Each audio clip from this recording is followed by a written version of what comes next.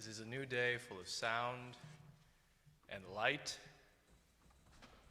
even with the clouds, and expectation. This day has been waiting for you. This day has been waiting especially for you, to embrace you, to guide you. This day has been waiting with open arms just for you. This is the day we have been given. Let's not waste it. Come now and let us worship together. Please rise in body or spirit for our first hymn, hymn 20 in the gray hymnal, Be Thou My Vision.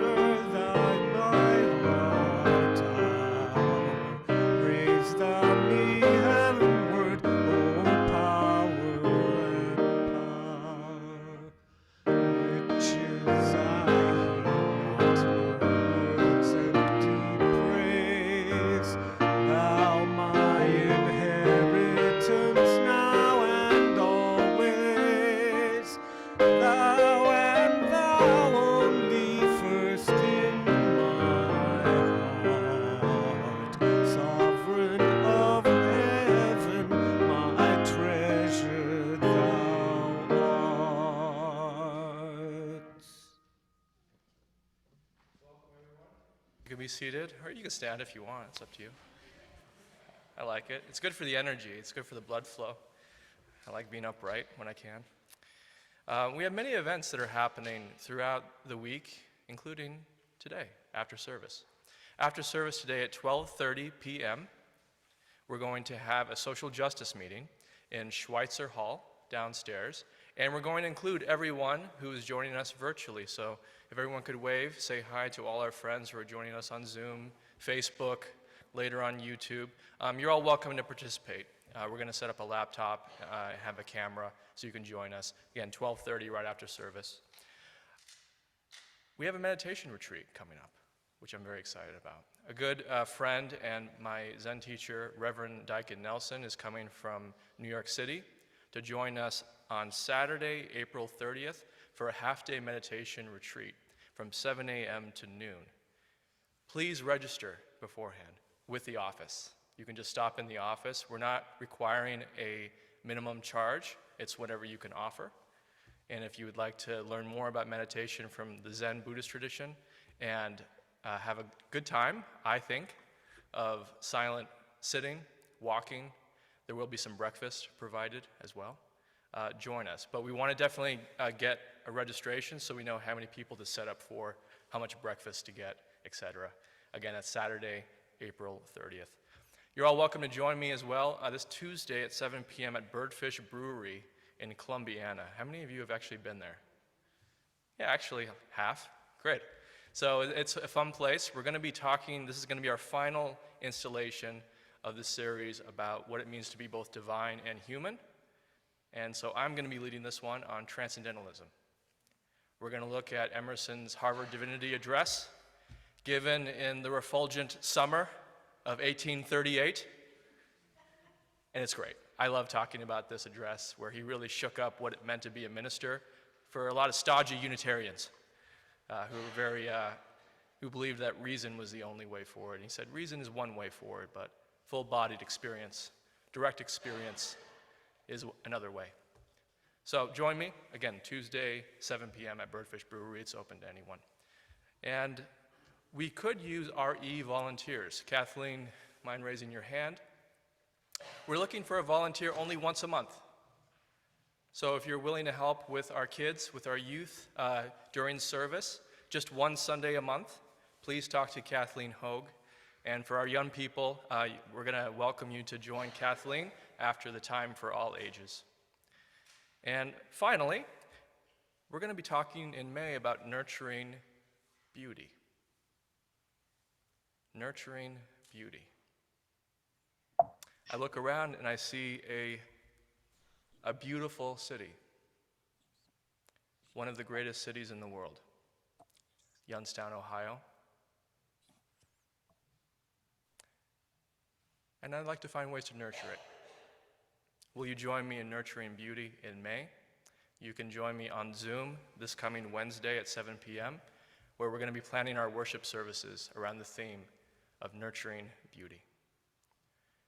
And now I welcome you to pay attention to Melissa Smith, our chalice lighter for today.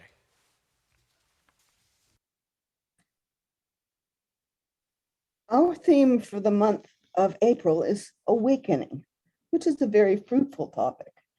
April suggests renewal of the earth, April showers bringing May flowers.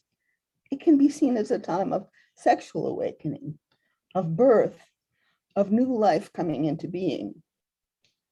Awakening evokes other thoughts among those of us who have exceeded or are approaching our biblically allotted 70 years. For me, steeped in the many ironies of Russian culture, it reminds of an anecdote. If you're over 40 and you wake up in the morning and nothing aches, that means you're dead already. And this puts one in an entirely different path of thought. Whether awakening to pain or to pleasure, it is with appreciation of the ever-shortening life expectations, more poignant and more precious. As I awaken, I often think of snippets of poetry, songs, hymns. During one church workshop, which was led by Janice Elias, we explored learning by heart and resolved to memorize and recite to each other poems and passages we found musical and found meaningful. One that I undertook was Death Be Not Proud by John Donne. This meditation on death ends with the verse, one short sleep past, we wake eternally, and death shall be no more. Death, thou shalt die. Our faith has many interpretations of life, death, and awakening, but we share in the symbol of lighting of a chalice, which blends together the spark of our individual spirits into one eternal flame. So today's chalice we light in the spirit of continual reawakening, which our worship together affords us.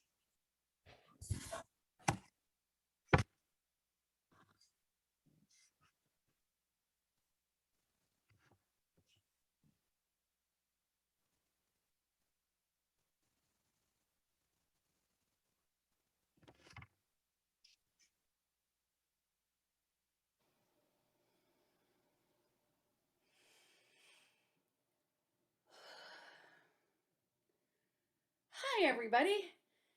It looks like I woke up just in time for our story today. Our story today is I'm Not Going to Get Up Today by Dr. Seuss with illustrations by James Stevenson.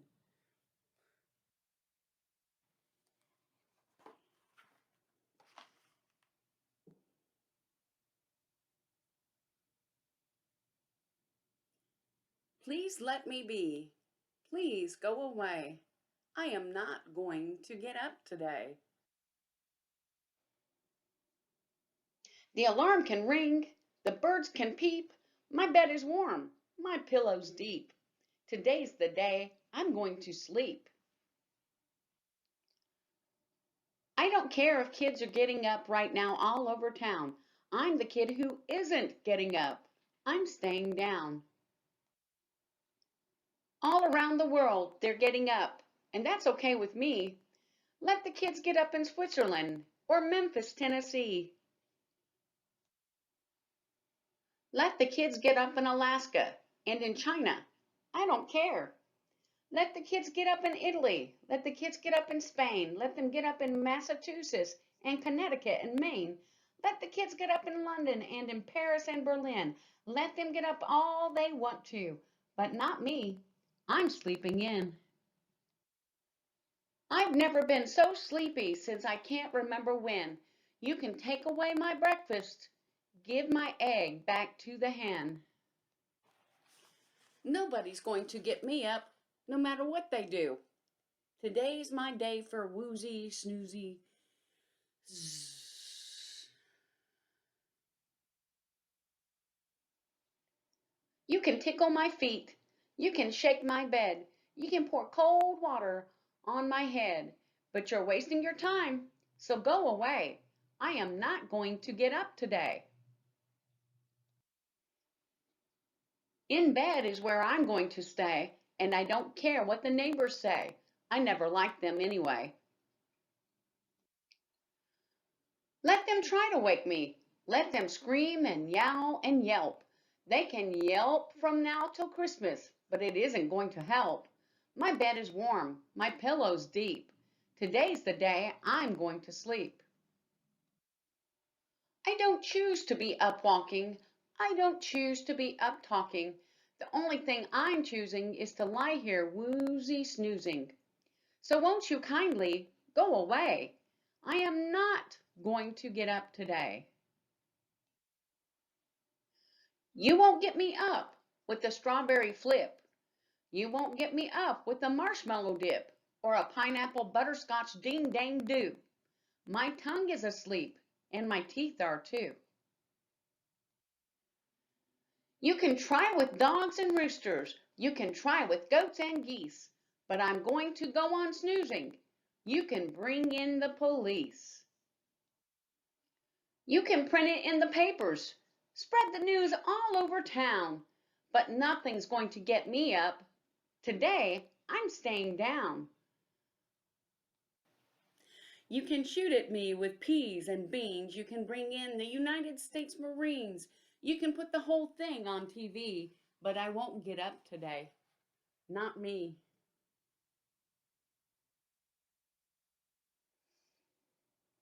Nothing's going to get me up. Why can't you understand? You'll only waste your money if you hire a big brass band. That's why I say, please go away. I am not going to get up today. I guess he really means it.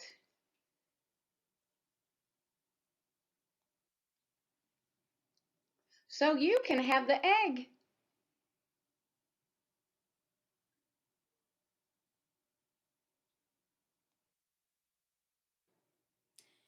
The end.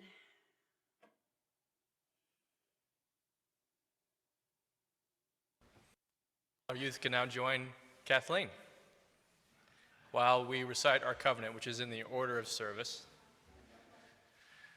Love is the spirit of this church, and service its law. This is our great covenant, to dwell together in peace, to seek the truth in love, and to help one another.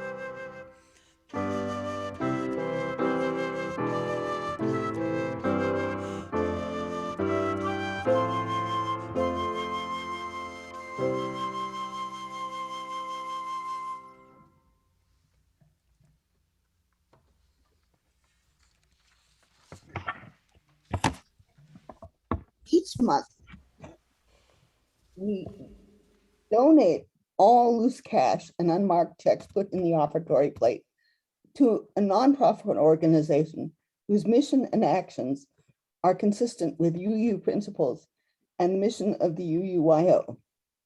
For those in the sanctuary, there are silver plates near the exits where you can place your offering as you leave the service. April is National Minority Health Month, which is an opportunity to raise awareness about health disparities that continue to affect racial and ethnic minorities populations and encourage action through health education, early detection, and control of disease complications. There are many organizations in the Mahoning Valley working to improve health outcomes, including Mahoning Valley Pathways Hub. The Hub is a division of Mahoning County Public Health MCPH. The Hub helps cultivate an environment in which everyone in our region can obtain optimal health. As the National Certified Pathways Community Hub, the Hub partners with communities and community entities to improve individual and community health outcomes. The model success is largely connected to the use of certified, culturally congruent, and competent community health organizers who very often come into close contact, connected with the communities they serve. UUYO's support for the Hub will help the community health workers and Mahoning County Public Health continue the important work to improve health outcomes and reduce barriers that have perpetuated inequities that impact families already and help them to thrive. We now receive the offering that supports the life of Youngstown, the Mahoning Valley, and our wider world.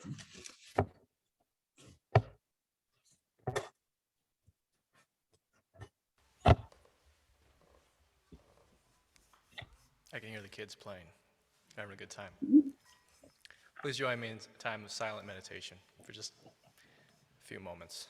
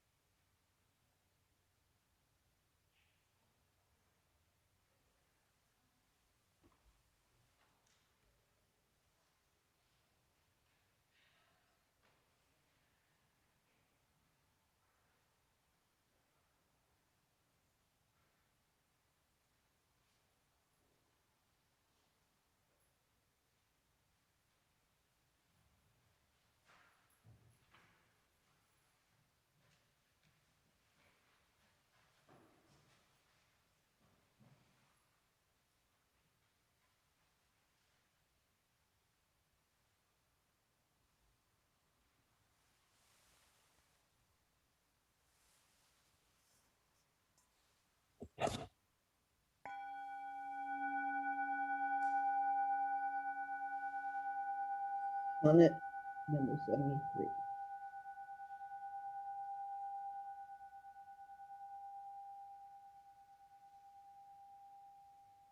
That time of year thou mayst me behold, when yellow leaves or none nor few hang upon those boughs that shake against the cold.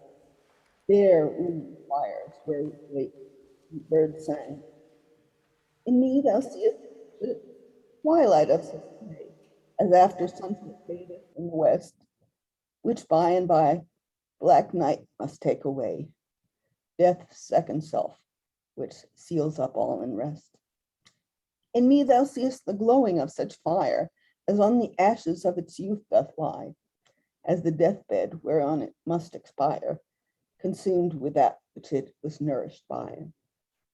This thou perceivest, which makes thy love more strong, to love that well which thou must leave ere long.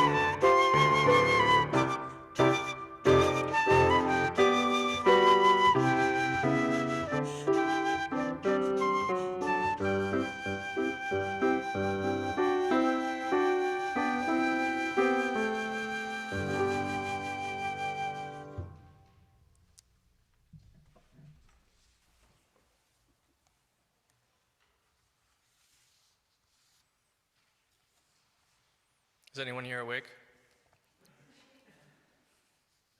I've never been much of a morning person. I don't know if the hair gives it away or not, but I wonder if the reason why I've never been much of a morning person is for many years I felt like there were not many things I was looking forward to when I was waking up. Sometimes I even dreaded what laid in front of me. And there were small things that seemed normal for most people, but were just so difficult. School, it was just, did not want to wake up to go to school. I would wake up and know I had to catch a bus, going to some place I really didn't want to go, to see many people, honestly, I really didn't want to see. But like most of us, I learned to adapt. I had to be at school at something like, 8 o'clock or 8:30. And the bus ride from my house took about an hour, so I had to be at the bus stop at 7:30. Even now, I can't believe I actually made it through that. And that doesn't mean that I can't wake up. I woke up every day, and later in my life, as I grew up, I learned to wake up when I needed to wake up. If I had a flight I had to catch at an early hour, I can wake up. I pretty much can program my sleep schedule to just about anything. But physically waking up is not the only part of waking up. There is a whole lot more. Now when I wake up, I begin blinking. I was always blinking, by the way, every time I woke up. But now I notice that when I wake up, I'm blinking. I usually have some crust in my eyes and, that kind of thing. And when I wake up and I just start, just kind of blinking, I'm being a little animated now. I don't really blink like that. It's like a more natural blinking. But I notice that yesterday really is gone. It's gone. All the feelings I had about yesterday, all the stress, all the preoccupation, I notice, and it's just a small space. It's usually when I first wake up. That first awakening of openness. just a moment or two while I'm still kind of groggy and kind of just coming to. All the problems from yesterday definitely could arrive later in the day again. Even after a few blinks, I could just be back to what I was worrying about, yesterday. All the same concerns, etc. But right when I wake up, there is a sense of just being awake. Just lying in bed. Just being there. Just for a moment. I've heard of people who have some kind of practice when they wake up. I know someone who every morning when their feet first touch the floor, they just say to themselves, grateful. Every morning. They've been doing this for 20 years. Grateful. A few years ago, I started a simple practice, and I needed to be simple. I needed a practice I could do no matter what. No matter what state of body or mind I was in, whether I was sick, healthy, in the mood, not in the mood. I needed something I knew I could do no matter what. So this is what I came up with that just kind of happened organically. When I first wake up, usually after a few blinks, I just say to myself silently, I made it. That's it. I remind myself I made it through the night. And I know now, like many of you, that's not a guarantee. I made it.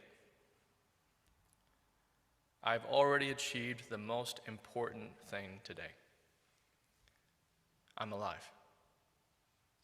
And the next part is actually equally important. Equally. I know I'm alive. I think that's equally important. I'm alive, and I take a moment to know and feel I'm alive. I've heard that spiritual practice is just noticing the obvious. I think that's true. I don't think we need to have some kind of special experience, something out of this world. That might happen. That's cool. But I think this world is wondrous. It's wondrous enough. The vision for what our life could be together in this world. This is quite wondrous. The vision to notice what our life is already, right now, without any effort on our part. The grace of it all. That we wake up and our body knows just to blink. The fact that we were born without asking for it. The fact that our bodies decided to wake up. The fact that we as humans can know we're awake. Which tells us that we do have some agency. Some awareness that gives us the capacity to appreciate our life. During the pandemic, Sir Patrick Stewart started recording himself offering one of Shakespeare's sonnets. He would do one a day during the pandemic, often in his short sleeves, reading glasses. He had been working on these sonnets for decades, working on them line by line, letting them work on him, training his voice and body for years to communicate the nuance and depth of these sonnets for an audience. And now, he just simply reads them, often with reading glasses, as I said. And the decades and years of being awake to those sonnets is there in a simple reading. Many people I know are not a big fan of ritual. They find doing something regularly with consistency boring and uninspiring. I once felt that way too. I feel different now. I now notice that doing something regularly with consistency opens up the details, the nuance. It allows a kind of relaxation that opens up our consciousness to something that is deeper than discursive thinking, which is our usual way of operating. Thoughts like, this is better than that. I want this, I don't want that. Why is this thing happening? Why isn't that happening? I mean, that's most of our life. When ritual falls prey to that way of thinking, this is good, it should never be changed, then it loses its power and meaning. But if we engage something regularly over time without venerating it as something that is special or something that is better than something else, the act of doing something consistently, and it actually I don't think even matters what it is, begins to work on us differently. We also don't need to invent ritual. I should say that, by the way. It's kind of built into life already. We wake up. We go to bed. We eat, sometimes multiple times a day if we're lucky.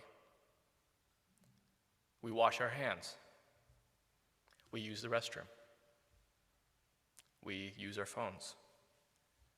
We move from one place to another, often in similar ways, often at similar times. All of this is built in. Noticing that that is already happening allows us to enter a kind of ceaseless flow of time, a kind of eternity. Creatures waking up, going to bed. Creatures seeking food, shelter, water. We enter that stream, a stream that predates our birth and will go on after our passing. We get to realize that we're part of something. Life that is expressing itself through a human, through a squirrel, through a bird, all seeking food, shelter, movement, going to bed, waking up. On particularly grumpy days, when I wake up feeling in a funk or out of sorts, I take a moment to recall that this morning someone is waking up excited to start their first day of work for something they have worked their entire life for. Today, a mother is waking up enamored to see her newborn baby. The birds are awake, glad to see the bird seed that we left outside for them last night. When I take time for this, I still feel grumpy and feel my life is full of problems and that these problems will never end. But somehow I feel different about my problems. I let my problems just be problems. And sometimes I take time to recall those who are waking up today stressed out with overwork, those who are waking up hungry, those who are battling addiction and waking up in need of something else besides drugs or alcohol. And that imagining shows me that I don't have the capacity to manage the breadth and depth of awakening. There was a lot awakening on this day. Much of it joyful, much of it dire, all of it mixed together. And I found for myself that there are usually good reasons why I avoid taking the time to notice what is happening, either with myself, with loved ones, or with the world. And the usual reason I've come to is deep down, I still think it won't make any difference. It doesn't make any difference whether I notice or sleepwalk through my life. Much of the trouble may still be there. I know enough to know it doesn't always feel pleasant to bear witness and notice. In fact, it can make things more difficult, especially at first. So why take the time to really notice that we're alive, to notice what's happening, if it seems useless? I think part of my response to that question is particular to my own way of thinking, but I'm betting that maybe someone here might have a similar way of thinking. I've long had a conviction, you could call it faith, that there is more to life than suffering. It doesn't take much imagination to see a world that is suffering, including ourselves. This is obvious. First blink. But I've long had the sense there is more.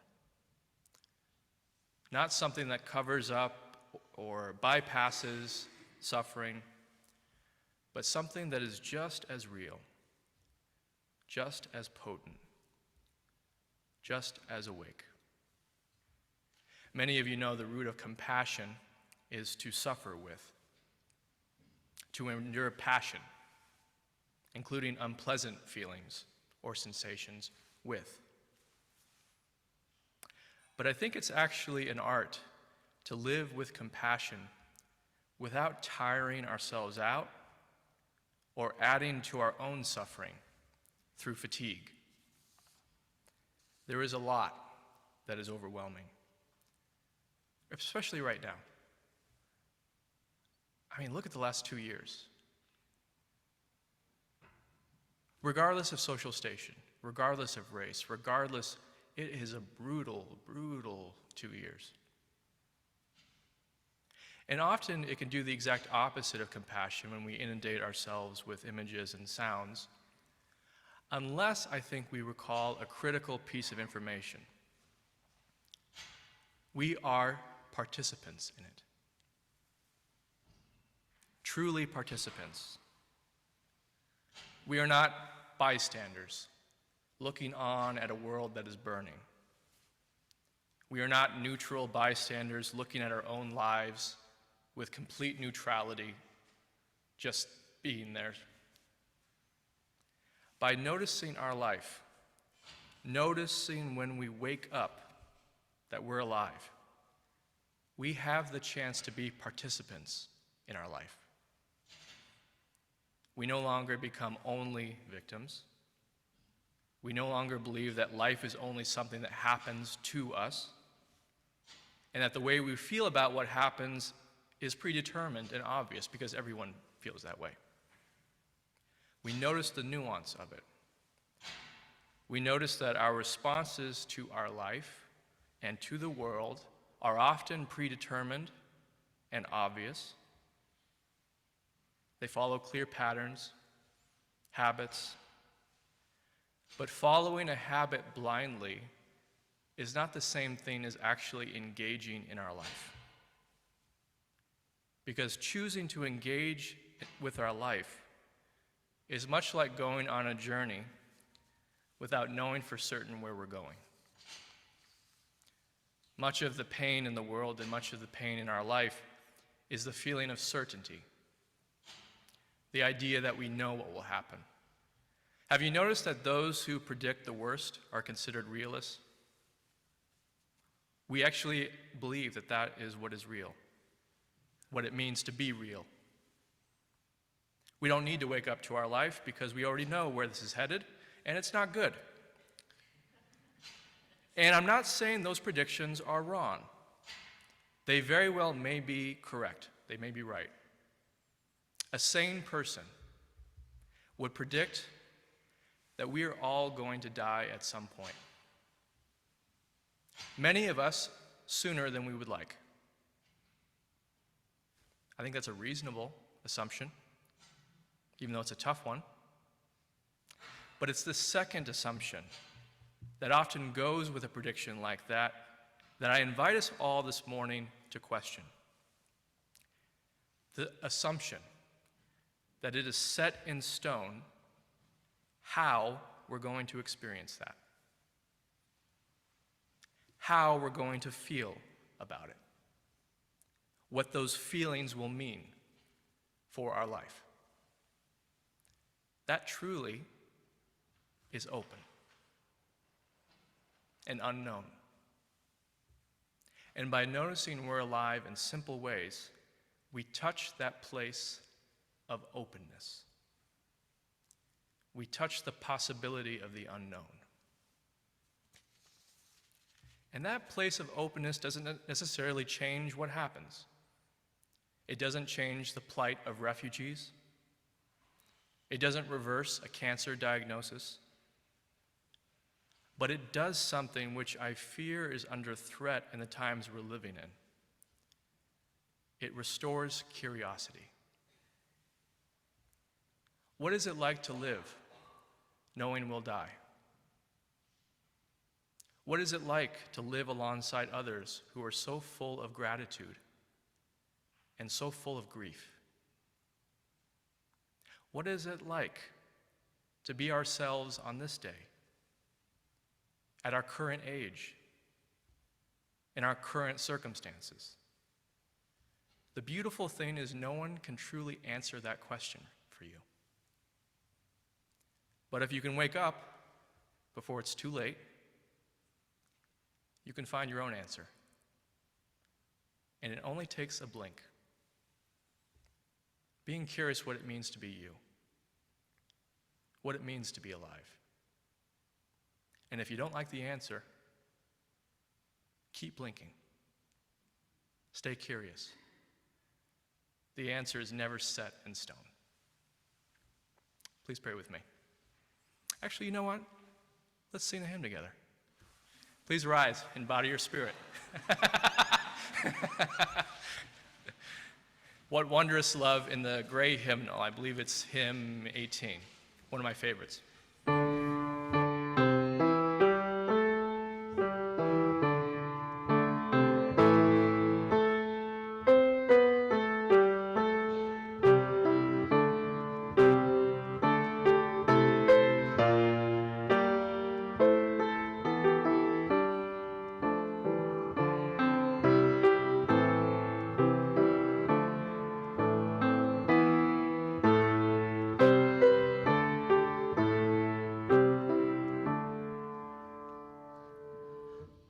What wondrous love is this, oh my soul, oh my soul? What wondrous love is this, oh my soul? What wondrous love is this that brings my heart such bliss and takes away the sins of the soul of my soul and takes away the pain of my soul?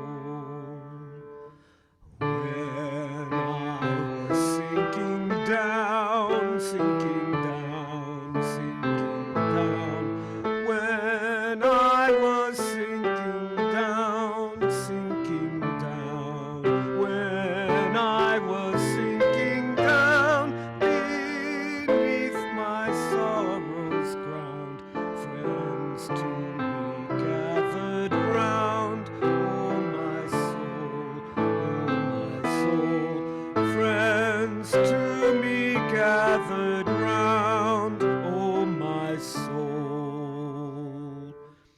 To love and to all friends I will sing, I will sing. To love and to all friends I will sing. To love and to all friends who pain and sorrow mend, with thanks unto the end I will sing, I will sing. With thanks unto the end I will sing.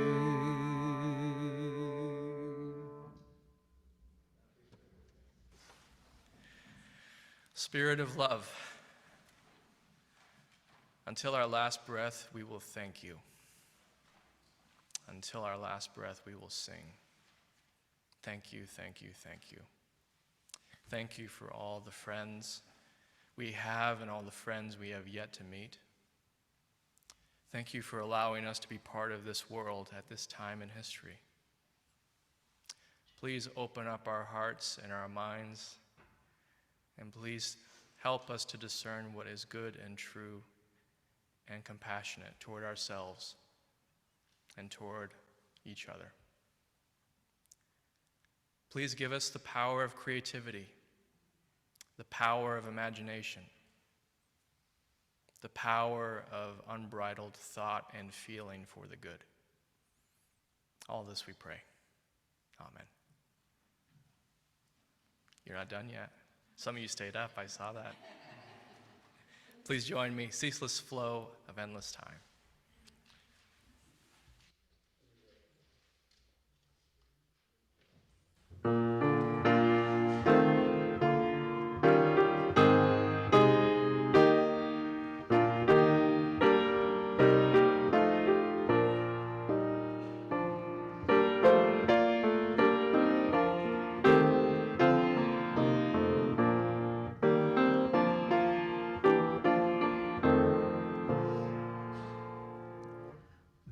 The ceaseless flow of endless time, no one can check or stay.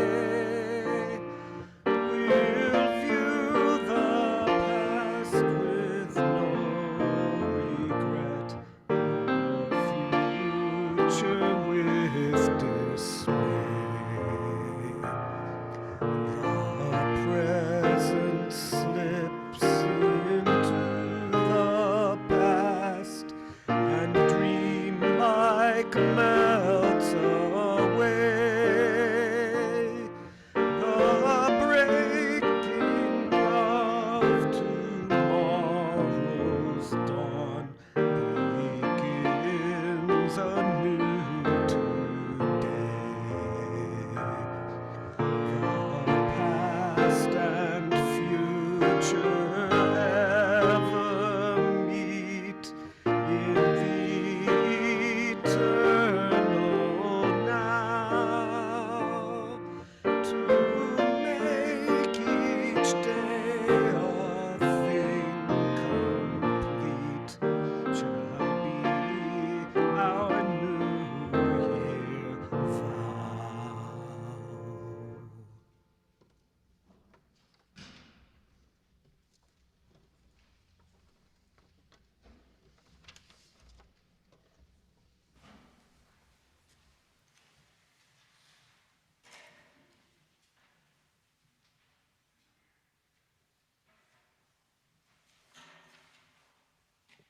We extinguish the flame, but not the light of truth, the warmth of community, or the fire of commitment. These we keep within our hearts and share throughout the world. As you depart, please remember the one great fact. You are loved and never truly alone.